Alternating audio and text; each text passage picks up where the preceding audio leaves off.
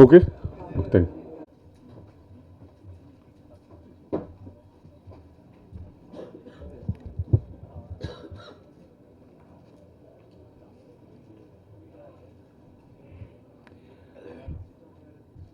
கலை உலகத்தின் முன்னணி முகங்களே, தயாரிப்பாளர்களாகிய நண்பர்களே, இயக்குனர் கௌதமன் அவர்களே, அவரை சார்ந்த தொழில்நுட்ப கலைநுட்ப கலைஞர்களே, பாசத்திற்குரிய பத்திரிகையாளர்களே, ஊடக உறவுகளே, உங்கள் அனைவருக்கும் எனது அன்பான வணக்கத்தை தெரிவித்துக் கொள்கிறேன். ஒரு 465 கிலோமீட்டர் சாலை வழியே பயணப்பட்டு இந்த விழாவுக்கு வந்திருக்கிறேன். அது ஒரு சாதனை அல்ல, கடமை அல்லது பொறுப்பு என்று நினைக்கிறேன். பொறுப்பு ஏன் என்றால், கௌதமன் எங்கள் சமகாலத்தில் மதிக்கத்தக்க ஒரு இயக்குனர்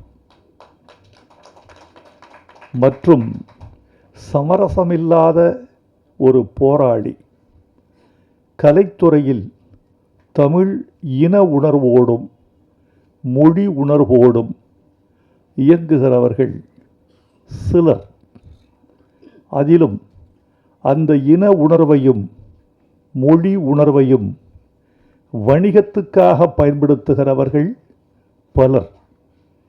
அந்த வணிக நோக்கம் இரண்டாம் பட்சமாகவும் லட்சிய நோக்கம் முதல் பட்சமாகவும் திகழ வேண்டும் என்று தன்னை அர்ப்பணித்து கொண்டு அதற்காகவே தன்னை கரைத்து கொண்டிருக்கிற இயக்குனர் கௌதமன் எனக்கு பிடிக்கும். என் சகோதரன், என் இளைய தம்பி என்று நான் கௌதமனை கொண்டாடுவேன். அதனால் கௌதமன் வெற்றி பெற வேண்டும், அவர் படைப்புக்கு அவர் இட்டிருக்கிற உழைப்பு கொண்டாடப்பட வேண்டும் என்பதற்காக நான் வந்திருக்கிறேன். நான் இந்த விழாவில் வந்து பேசுவதனாலோ அவர் பெருமைகளை இங்கு உச்சி புகந்து உகந்து பாராட்டுவதனாலோ இந்த படத்திற்கு பெரு வெற்றி கிடைத்துவிடும் என்று நான் நினைக்கவில்லை. இந்த படத்தின் வெற்றியில் எனக்கும் பங்கிருக்கிறது என்று சொல்லிவிட்டு போகவே நான் வந்தேன். மற்றபடி ஒரு படத்தின் வெற்றி என்பது இந்த மாதிரி விழாக்களால் தீர்மானிக்கப்படுவதல்ல.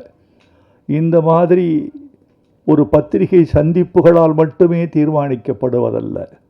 இன்றைக்கு திரைப்பட உலகத்தினுடைய நோக்கும் போக்கும் ரொம்ப துன்பப்படுகிற நிலையில் இருக்கிறது என்பதை நீங்கள் அறிவீர்கள். எனக்கு முன்னாலே பேசிய தயாரிப்பாளர் நண்பர் ஓர் அழகான கருத்தை சொன்னார். 200 படங்கள் வெளிவருகிற பொழுது 10 படங்கள் தான் வன்முறையற்று இருக்கின்றன என்ற கருத்தை சொன்னார். இன்னொரு கருத்தையும் அதன் உட்பொதி பொருளாக நீங்கள் சொல்லியிருக்க வேண்டும். அதை நான் சொல்கிறேன். 200 படங்கள் வந்தால் 10 படங்கள் மட்டும்தான் வெற்றிக்கு பக்கத்தில் இருக்கக்கூடிய படங்களாக இருக்கின்றன என்பதையும் நீங்கள் சொல்லி இருக்க வேண்டும். அதற்கு என்ன காரணம் என்று நீங்கள் யோசித்து பார்த்தால், படையாண்ட மாவீரனுடைய கதையையும் திரைக்கதையையும் வாழ்வியலையும் அதன் வெளியீட்டையும் நீங்கள் தொடர்புபடுத்தி அதை உணர முடியும் என்று நான் நினைக்கிறேன். படையாண்ட மாவீரனுக்கு ஒரு பெரிய பலம் இருக்கிறது. அந்த பலத்தை சொல்வதற்கு முன்னால் நிகழ்கால படங்கள் பலவற்றின் பலவீனத்தை நான் சொல்ல வேண்டியவனாக இருக்கிறேன். அந்த பலவீனங்கள் ஒன்றிரண்டல்ல. நம்மிடையே மிகப்பெரிய நடிகர்கள் இருக்கிறார்கள், மிகப்பெரிய தயாரிப்பாளர்கள் இருந்தார்கள், இன்னும் இருக்கிறார்கள். மிகப்பெரிய ஒளிப்பதிவாளர்கள் இருக்கிறார்கள், மிகப்பெரிய தொழில்நுட்ப வல்லுநர்கள் இருக்கிறார்கள்.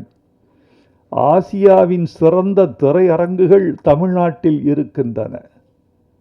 இவ்வளவு இருந்தும் படங்கள் 200 படங்களில் ஏன் 10 படங்கள் மட்டுமே ஓடுகின்றன, 190 படங்கள் ஏன் பின்வாங்குகின்றன என்பதை சற்றே யோசித்து பார்த்தால், இவர்கள் வாழ்க்கையை பார்த்து சினிமா எடுக்காமல் படங்களை பார்த்து பல பேர் சினிமா எடுக்கிறார்கள். படம் என்பது பிம்பம், வாழ்க்கை என்பது நிஜம். இரத்தமும் கண்ணீரும் வேர்வையும் கலந்த ஒரு உண்மையான பிம்பம்தான் வாழ்க்கை. அந்த வாழ்க்கையிலிருந்து உன்னை கடந்து போன வாழ்க்கை, நீ தொட்ட வாழ்க்கை, நீ துன்புற்ற வாழ்க்கை, உன்னை துன்பப்படுத்திய வாழ்க்கை, அல்லது சக மனிதனை துன்புறுத்தி சென்ற வாழ்க்கை, இவற்றை நீ படமாக எடுத்தால் ஒரு கனெக்டிவிட்டி, ஒரு தொடர்பு தன்மை இருக்கும் ரசிகனுக்கும் திரைக்கும் இடையில். அந்த தொடர்பு தன்மை அருந்து போனதனால், அந்நியப்பட்டு போனதனால், வாழ்க்கையோடு சம்பந்தமில்லாமல் போனதனால் பல படங்கள் அந்நியப்பட்டு போய்விட்டன என்று நான் நினைக்கிறேன். இன்னொரு முக்கியமான செய்தி, தங்கர்பச்சான் போன்ற தீவிரமான திரைக்காதலர்கள் அறிவார்கள். தமிழ்நாட்டில் தமிழர்கள் 8 கோடி மக்கள் இருக்கிறார்கள்.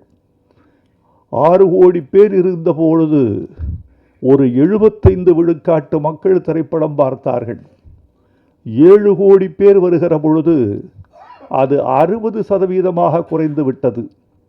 8 கோடி பேர் இருக்கிற பொழுது சினிமா பார்ப்பவர்களின் எண்ணிக்கை ஒரு 35-40 லட்சமாக குறைந்து விட்டது. இது என்ன காரணம் என்று கேட்டால், திரைப்படத்தை பார்ப்பதற்கான காதல் இருந்தது போய்விட்டதா என்று நமக்கு சொல்ல தெரியவில்லை. ஆனால் சினிமா தொழில்நுட்பத்தால் துண்டாடப்பட்டிருக்கிறது.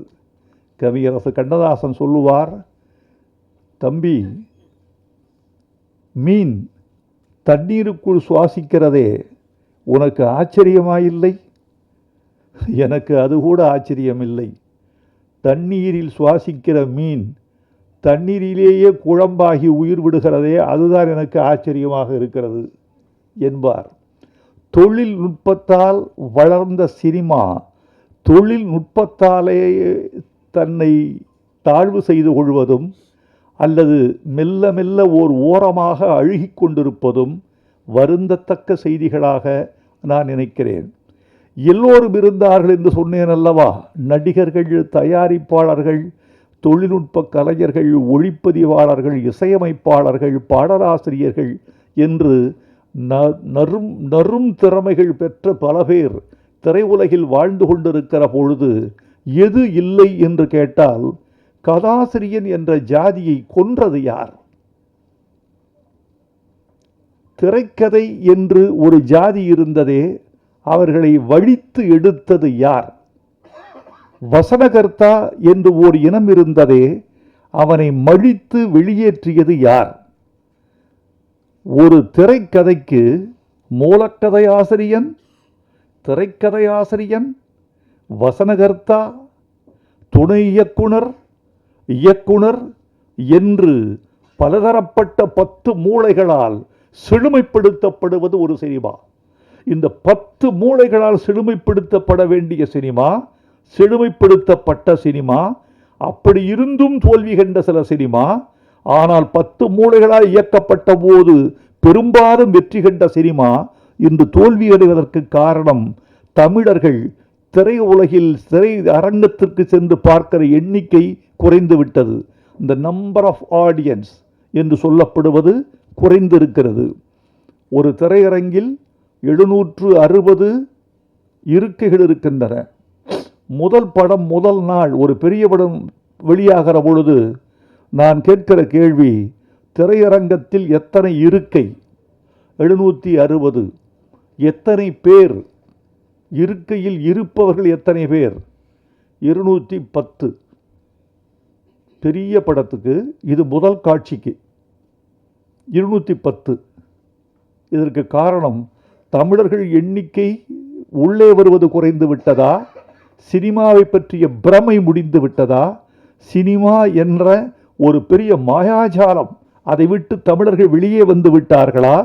ஒரு மணமேடையில் ஒரு மணமகன் மணமகள் 2 பேரையும் வீடியோ எடுத்து இவன்தான் அஜித், அந்த பெண் தான் திரிஷா, இதைவிட நீங்கள் என்ன சினிமா எடுக்க முடியும்? நாங்களே எடுத்துக்கொள்கிறோம், நாங்களே எடிட் செய்கிறோம், நாங்களே பின்னணி இசை சேர்க்கிறோம், நாங்களே போட்டு பார்த்து கைதட்டி கொள்கிறோம்.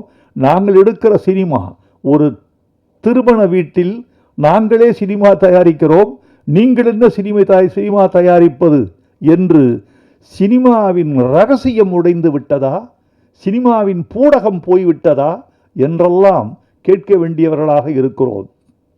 கதாசிரியன் வேண்டும், கதை இலாக்கா வேண்டும், வசனகர்த்தா வேண்டும், திரைக்கதை ஆசிரியன் வேண்டும். இன்றைக்கு சில இயக்குநர்களை பற்றி கேள்விப்படுகிறேன், தன்னுடைய துணை இயக்குநர்களுக்கு கூட கதை சொல்வதில்லை. கதை இல்லை என்பது வேறு விஷயம். வைத்து கொண்டா வஞ்சகம் செய்கிறேன், இருந்தால் சொல்லி இருப்பேனே என்று அவர் கருதக்கூடும். நான் என்ன சொல்கிறேன் என்றால், வைத்திருக்கிறார்கள் சொல்லவில்லை என்றால் என்ன தெரியுமா? என் ரகசியம் இவன் வழியாக வெளியே போய்விட்டால், ஏப்பா ஒரு ரகசியம் ஒருவன் மூலமாக போவதனால உன் படம் அழிந்து போகும் என்றால் அந்த படத்தை நீ எடுத்தால் என்ன, எடுக்காவிட்டால் என்ன? மகாபாரதத்தை 100 பேர் எடுக்கலாம், 100 பேரும் சரியாக எடுத்தால் 100 பேரும் வெற்றி பெறுவார்கள். ராமாயணத்தை 1000 பேர் எடுக்கலாம், 1000 பேரும் சரியாக எடுத்தால் 1000 பேர் வெற்றி பெறுவார்கள். கதை கடைசி பாமரனுக்கும் தெரிந்த கதைதான். ரொம்ப ஆச்சரியமா இல்ல? ஒன்று சொல்றேன், உங்களுக்கு வியப்பா இருக்கும். இந்தியாவில் 2 இதிகாசங்கள், ஒரு இதிகாசம் மகாபாரதம், இன்னொரு இதிகாசம் ராமாயணம். இந்த 2க்குமான அடிப்படை வேறுபாட்டை பார்த்தீர்களா? ஒருத்திக்கு 5 பேர் என்பது ஒரு இதிகாசம், ஒருவனுக்கு ஒருத்தி என்பது இன்னொரு இதிகாசம். ராமனுக்கு சீதை, சீதைக்கு ராமன், இது ஒரு இதிகாசம். திரௌபதிக்கு 5 கணவர்கள் என்பது இன்னொரு இதிகாசம். அட பாவிகளை, எதை நம்ப சொல்லுகிறீர்கள்? 2 இதிகாசங்களும் வெற்றி, 2ம் இந்திய பண்பாட்டில் ஆன்மீக பாஷையில் சொல்வதானால் இந்திய பண்பாட்டில் 2 இதிகாசங்களும் 2 கண்கள் என்று சொல்லக்கூடியவர்கள் இருக்கிறீர்களே, அது வேறு, இது வேறு. வேறு வேறான 2 கதைகள், வேறு வேறான 2 உள்ளடக்கங்கள் எப்படி 2ம் வெற்றிகரமான கதைகளாக நாட்டில் நிலவுகின்றன, உலவுகின்றன என்று கேட்பதற்கு பதில் இல்லை.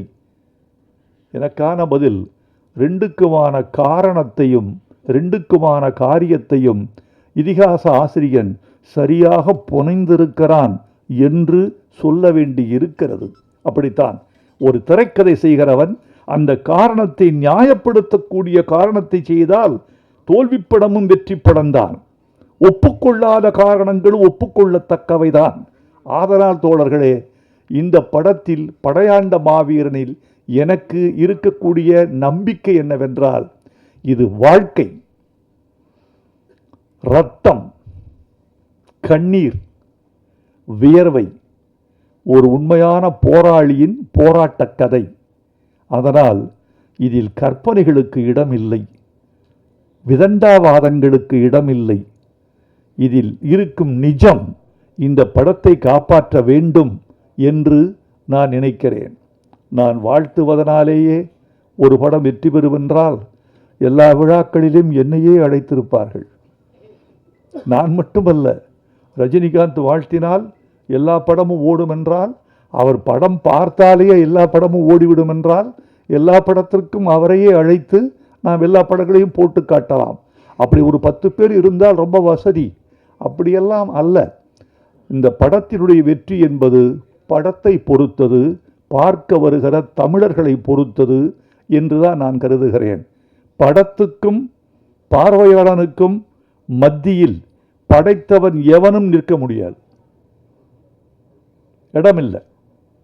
இவனுக்கும் இந்த திரைக்கும் இந்த பார்வையாளனுக்கு மத்தியில் கடவுளே வந்தாலும் கூட கன்வின்ஸ் பண்ண முடியாது.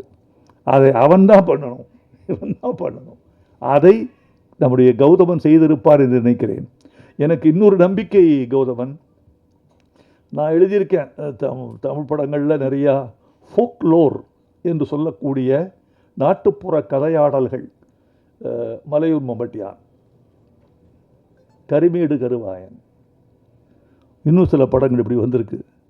இந்த 2 படங்களும் அமோக வெற்றி.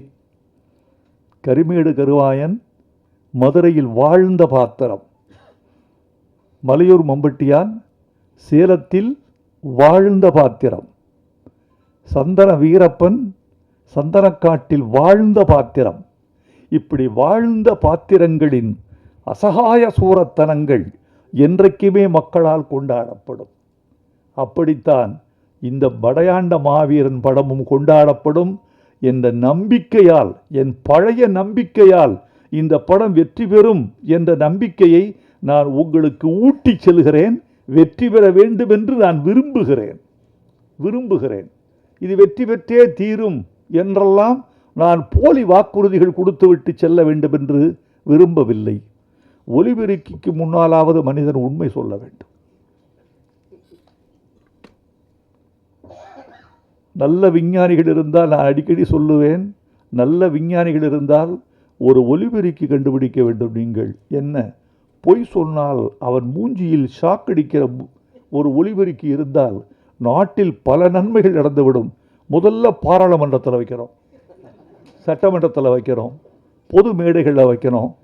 அதை பொய் சொன்னால் அது முகத்தில் வந்து ஷாக்கடிக்கும். அதனுடைய அலைகள் உண்மைக்கு மட்டும்தான் அது ஏற்றுக்கொள்ளும், பொய்யை ஏற்றுக்கொள்ளாது என்று வைக்க வேண்டும்.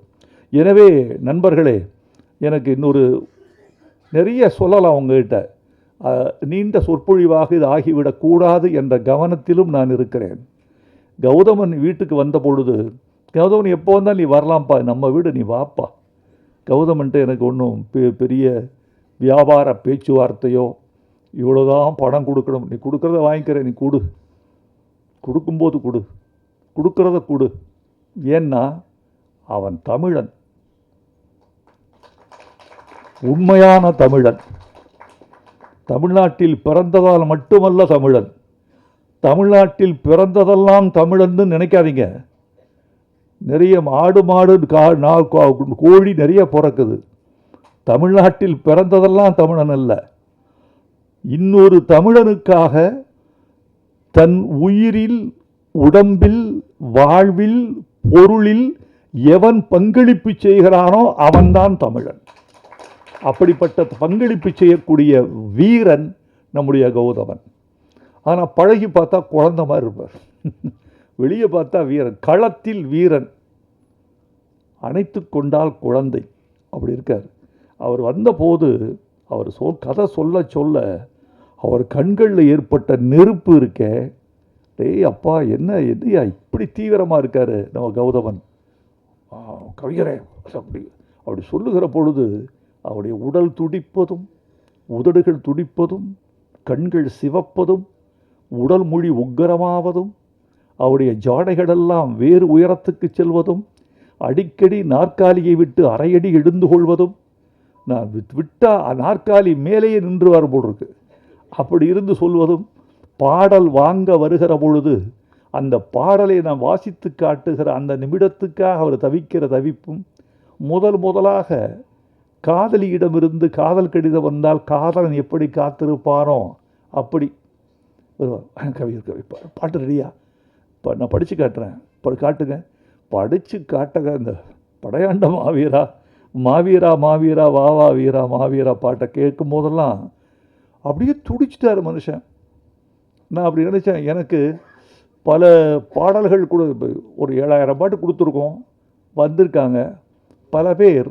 இதில் 90 பேர் உணர்ச்சி இல்லாமல் வாங்கிட்டு போவாங்க. நான் உங்கள்கிட்ட ஒன்று கேட்டேன், நீங்கள் ஒன்று கொடுத்துட்டீங்க. இது என் கடமை, அது உன் கடமை. பார்ப்போம் இது என்ன ஆகுதுன்னு பார்ப்போம். படித்து கூட பார்க்க மாட்டாங்க. படித்து காட்டினா வானத்தை பார்த்துட்டு இருப்பாங்க. சுவரில் பள்ளி இருந்தால் அதை ரசிப்பார்கள், படித்து காட்டுகிற விஷயத்தை ரசிக்க மாட்டார்கள். அப்படியெல்லாம் நிறையா இருக்குது. நான் அதெல்லாம் எப்படி தெரியுமா நினச்சிக்குவேன் தெரியுமா? இவர்கள் ரசிக்கவில்லை என்றாலும் பாடலை இவர்களுக்கு எடுத்து விட மாட்டார்கள் என்ற நம்பிக்கையோடு கொடுத்துருக்கேன். ஆனால் என்னிடம் வாங்கிய பாட்டை, இந்த ட்ரெய்லர் பார்த்தேன், தீ பிடிக்கிற ட்ரெய்லர். ரொம்ப பிரமாதமாக இருக்குது. எழுதியிருக்கேன் இதில், நதியில் குளித்தது போதும், இனிமேல் குருதியில் குளித்து வா வா, பொடிநடை போட்டது போதும், இனிமேல் புலிநடை போட்டு வா வா, ஆதித்தமிழின் அடையாளமேவா, ஆதிக்கம் அழிக்கும் படையாளமேவா, ஆதவனை உன் இடுப்பில் கட்டு, 1000 யானையை கால்களில் கட்டு. கைதட்டி எழுந்துட்டான். 1000 என்னையா வழி இது, 1000 யானையை கால்களில் கட்டு. இப்படிப்பட்ட ஆட்களுக்கு தான் எழுது.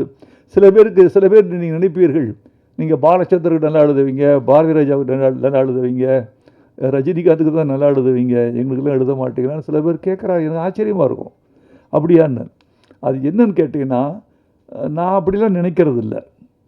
எல்லாவற்றிலும் வைரமுத்து என்று பெயர் வருகிற போது நான் என் பெயரை காப்பாற்றிக் கொள்ளவே நான் துடிப்பேன். இது யாருக்கு எழுதி கொடுத்தோம் என்று வருவதில்லை, எவ்வளவு பணத்துக்கு வாங்கினோம் என்று வருவதில்லை, எவ்வளவு குறைத்து கொண்டோம் என்று வருவதில்லை, எவ்வளவு அவமானம் உள்ளே இருக்கிறது என்பது தெரியாது. எது தெரியுமா முக்கியம்? இந்த பாட்டுக்கு கீழே இயற்றியவர் வைரமுத்து என்ற முத்திரையை காப்பாற்றிக் கொள்வதற்காகவே எல்லா பாட்டையும் ஒரே நிலையில் எழுதுகிறோம்.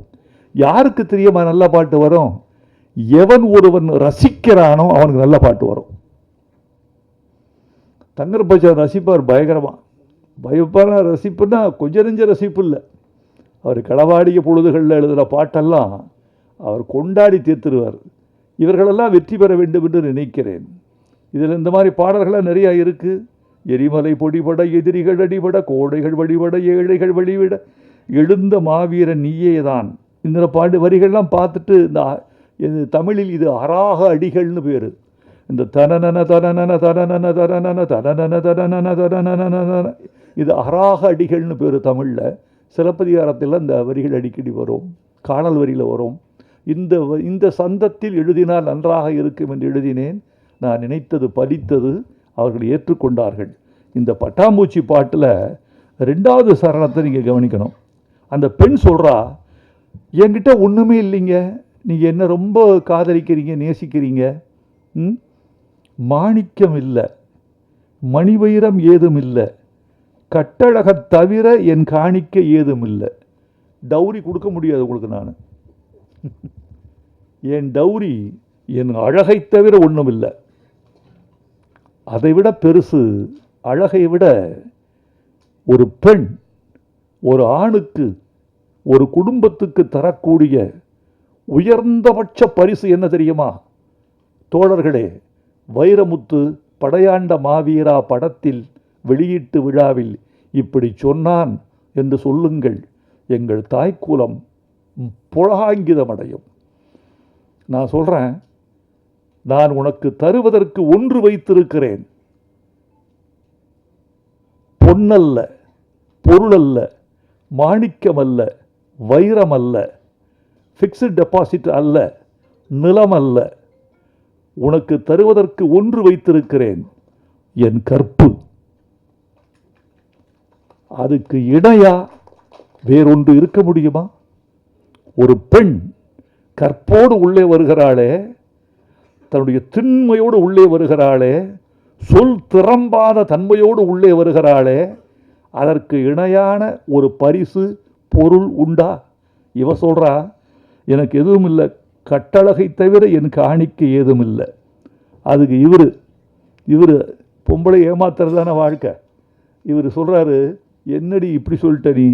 மாணிக்கம் மேனியடி, உனக்கு மாணிக்கம் இல்லையா? மாணிக்கம் மேனியடி, மணிமுத்து பற்களடி, உள்ரவிக்கை ஊறி வரும் உப்புத்தேன் போதுமடி. இப்படி ஒருத்தர் 2 பேர் கைதட்டுறீங்கல்ல, இதுக்குத்தான் நாங்கள் பாடுபடுறது. இவ்வளவு பாடுபடுவது, வரிகளை மாற்ற வேணான்னு சொல்கிறது, ஏய் சவுண்டை குறைப்பான்னு சொல்கிறது, ஏய் ஆடியோ பார்த்துக்கப்பான்னு சொல்கிறது, சவுண்ட் இன்ஜினியரை தனியாக கூப்பிட்டு இந்த மிக்சியில் கொஞ்சம் பார்த்துக்க பிரதர் சொல்கிறது, இந்த ஒரு கைதட்டலுக்காகத்தான். எனக்கு வேற ஒன்றும் வேணாம். உன் மாணிக்கம் உன் மேனி, மணிமுத்து உன் பற்கள், வேற எனக்கு என்ன வேணும்? தேன் வச்சிருக்க நீ, தேன் இருக்கு, அது போதும். அது என்ன தேன்? உள்ரவிக்கை ஊறி வரும் உப்பு தேன். வேர்வைக்கு வைரமுத்து வைத்த இன்னொரு கவிதை பெயர் உப்புத்தேன். இப்படியெல்லாம் எங்கேயாவது தெளிச்சிட்டு போவோம். கண்டுபிடித்து ரசித்தால் அவன்தான் கடவுள். இப்படி நிறைய இருக்கு. கௌதமன், என்னுடைய வாழ்த்துக்கள். என்னுடைய வழக்கமான விஷயம் இதுதான். என்னுடைய வாழ்த்துக்கள் என்பது என்ன தெரியுமா? நிச்சயமாக நீங்கள் வெற்றி பெறுவீர்கள் என்பதற்கான வாழ்த்துக்கள் அல்ல, வெற்றி பெற வேண்டும் என்ற விருப்பம்தான் என் வாழ்த்து. இந்த படம் வெற்றி பெற வேண்டும். ஒடுக்கப்பட்ட மக்களும், அதாவது நீங்கள் பேசியதை வைத்து நான் அனுமானத்துக்கு ஒன்று வந்தேன், அதை சொல்லி விடைபெற வேண்டும் என்று ஆசைப்படுகிறேன். ஒரு சாதிய கட்டமைப்புக்குள் ஒரு குறிப்பிட்ட சமூகத்துக்கு மட்டுமே சொந்தமானவர் அவர் என்று நீங்கள் சின்ன வட்டத்துக்குள் சிக்க வைக்காமல், அவன் ஒரு சமூகத்துக்கான தலைவன், எல்லா சமூகத்துக்குமான தலைவன்.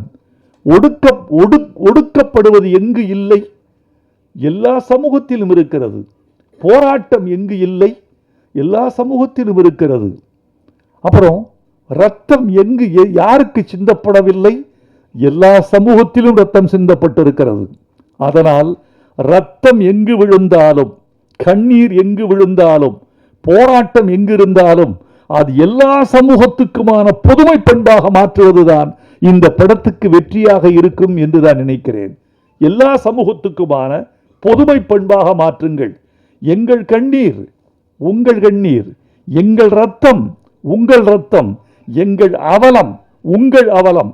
உங்கள் அவலத்துக்காகத்தான் ஒரு குறிப்பிட்ட பிரதேசத்தில் மட்டும் ஒரு மனிதன் போராடி மாய்ந்திருக்கிறான், வென்றிருக்கிறான் என்று சொல்லுங்கள். இந்த படத்தின் வெற்றி விழாவில் நான் கலந்து கொள்ளக்கூடிய வாய்ப்பு கிடைத்தால் அதைத்தான் நான் பெருமையாக கருதுவேன். நன்றி, வணக்கம்.